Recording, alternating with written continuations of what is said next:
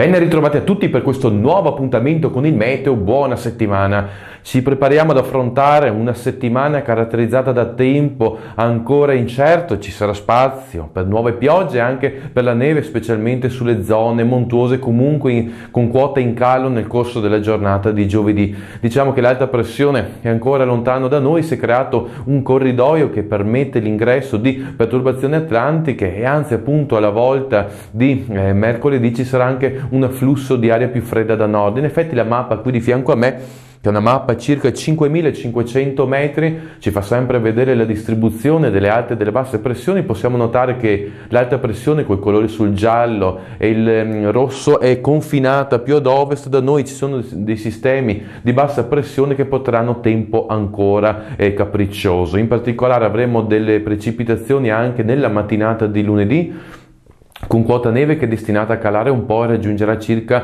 i 1200 metri. Nel pomeriggio le cose dovrebbero andare meglio. In linea di massima ci potrebbe essere ancora qualche fenomeno anche nella notte, nelle prime ore di martedì, con quota neve che potrebbe scendere seppur di poco al di sotto dei 1000 metri, e poi ci sarà una pausa alla volta di mercoledì. Ci sarà qualche schiarita, temperature fredde nelle primissime ore, però nel corso della tarda serata, nella nottata e alla volta di giovedì potrebbe arrivare una perturbazione. Adesso sarà da capire se interesserà il nord-ovest e il centro, oppure se arriverà a interessare anche le nostre zone. Qualora arrivasse nelle nostre aree, potrebbe esserci l'occasione per vedere delle nuove nevicate a quote anche collinari attorno ai 300 e 400 metri, mentre la situazione potrebbe migliorare in linea di massima alla volta delle fine settimana. E vista appunto questa dinamicità che caratterizza il tempo per i prossimi giorni, vi invito a seguire anche le variazioni che ci sono nelle condizioni di tempo che cercherò di evidenziare nel sito www.vicenzameteo.it. Per quanto riguarda questa trasmissione televisiva,